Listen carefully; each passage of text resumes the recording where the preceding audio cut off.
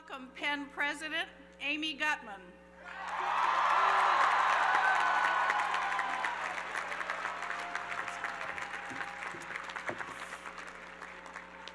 Chairman Cohn, trustees, Vice President Biden, honored guests, families, friends, and alumni, welcome to the 257th commencement of the University of Pennsylvania. To members of the amazing class of 2013, this morning when you awoke, I know you thought, as I did, this is it. This is the day I get to wear regalia. And may I say, you look fabulous. Perhaps we should consider making robes a regular part of our wardrobe. Or maybe not. Regardless of whether you ever wear robes again, they connect you this morning with generations of Penn graduates who came before. At Penn's 7th commencement, 250 years ago, Benjamin Franklin, our founder, was seated among the dignitaries. It was the only Penn commencement that Franklin would ever attend. No doubt he felt the same sense of hope for the future that looking out at our graduates, you feel, Mr. Vice President. Our surroundings serve to remind us of the deep connection of this university to public service and of the essential connection of public service to hope for our future. In the depths of the Great Recession, President Franklin Delano Roosevelt came here to Franklin Field, the University of Pennsylvania, to accept his party's nomination to run for a second term. Where others saw decline and despair, FDR saw hope. But only if every citizen stood forth in service to others. To some generations, much is given, he said. Of other generations, much is expected. This generation, he went famously on, has a rendezvous with destiny. Graduates, one thing we know for sure today, of your generation of Penn graduates, much has been given, and much is also expected. You rendezvous with destiny, and nothing less than the hope of our society and much of the world depends, above all else, upon your using your Penn education to live a rewarding life of service. When Ben Franklin was asked by a friend how could he repay the kindnesses Franklin had bestowed upon him, Franklin said the following: "Let good offices, meaning good deeds, go round, for mankind are all of a family. There is a word for this virtuous circle of service: citizenship. Good citizens do not just vote. Good citizens do not just campaign for their favorite candidates, important though voting and campaigning are, as our Vice President surely can attest. Good citizenship encompasses every facet of life. It is an example of engagement, exemplary engagement with others, expansive engagement with others, and it reflects fundamentally upon who we are as a people and as individuals as well. You, members of the class of 2013, have already shown yourselves to be great citizens of Penn and of the family of humankind. Working at our United Community Clinic, caring for members of our Philadelphia community who otherwise would go without, hundreds of Penn students from, for example, our School of Nursing, Dental Medicine, Arts and Sciences, Social Policy and Practice, Perlman School of Medicine. Every year, you can do better, Perlman School of Medicine. Let's hear it. Every year, our Barbara and Edward Netter Center for Community Partnerships engages thousands of Penn students in service-based coursework. More than 60 courses annually, addressing everything from education, healthcare, arts and culture, to unemployment and economic well-being here in our West Philadelphia community.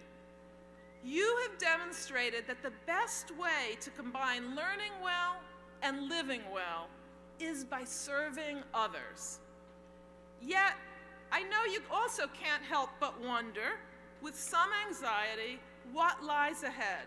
How do you combine a great career with good work? In my own life, the greatest satisfactions have never been the quickest wins. As a newly minted PhD, I earned an average starting academic salary. It was about $200 a week. This was more than double the peak earnings of what my hero, my father, ever earned before he died when I was in high school. Unlike my father, I had many more lucrative options. Had I taken any of those roads more traveled, I would never be here and never had such a rewarding career.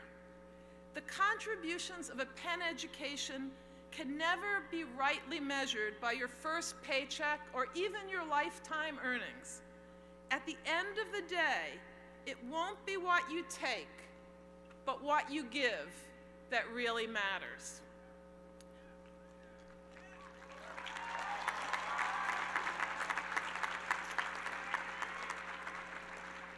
A previous Penn commencement speaker and also a proud Penn parent, Denzel Washington, said it best.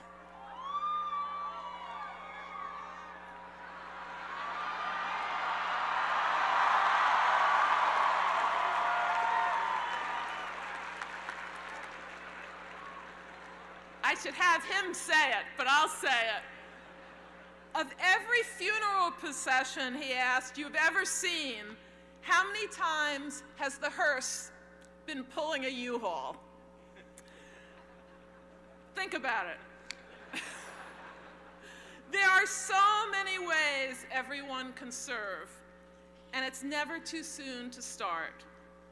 Early in my high school career, my first job was washing dishes at a sleepaway camp for disadvantaged children.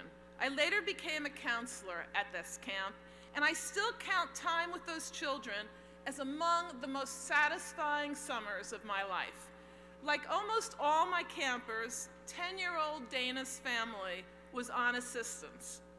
Her single mom worked 3 jobs house cleaning, but she lived below the poverty line. Dana seemed unrelentingly sad, and she often acted out, except when she had my attention. She told me she felt sad and guilty that her mom couldn't come to camp with her because her mom was the one who worked so hard to support their large family. One of my goals that summer became to dispel Dana's guilt.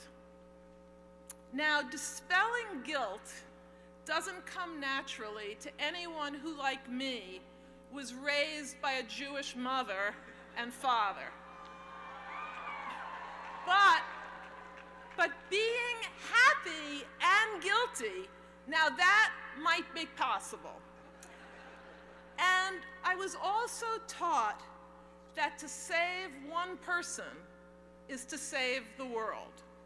So I set out to prove to Dana that if she worked really hard to become the camp leader of her age group, as she did, that her mother would be so proud. And after camp ended, Dana's mother wrote me to say that Dana came home much happier and better behaved. In college, I was a work-study student and a substitute teacher at an inner-city high school. I'll never forget my first day as a substitute teacher. A veteran teacher entered my homeroom, and in front of all of my students, I swear to you this is true, she came in, she looked at me in front of the desk, and she sternly shouted at me, "Take your seat with all the other students." Now, that unforgettable moment taught me an invaluable lesson in overcoming humiliation. And believe me, it was humiliating. My story is far from unique. Everyone we are honoring today will tell you that their beginnings were humble and that their greatest satisfactions have come from serving others. To today's Penn graduates, I say, share this citizenship of service. You have been successful at Penn precisely because you've been such strong citizens of our university community, and yes, of our West Philadelphia community, and of this society and the world. Now destiny awaits your success as citizens of your society and the world. Your efforts will bring unrivaled and often unexpected rewards for the good deeds you do. Today is your celebratory day. I know you will go forth avid in your obligations to serve as citizens. Certainly, we will always be proud of how your Penn education taught you to relish the joys of great citizenship. And you can be sure that I will be avid in my admiration of you. But as I'm about to prove to you, I am far from alone in my admiration. So I ask that we all stand and join together now, proud moms and dads, spouses and partners, grandmas and grandpas, sisters and brothers, family members and friends, honored guests, my fellow trustees and faculty, in unison with our graduates, in showing them and the world right now just how proud, boisterously proud, we are of their Penn citizenship. Bravo!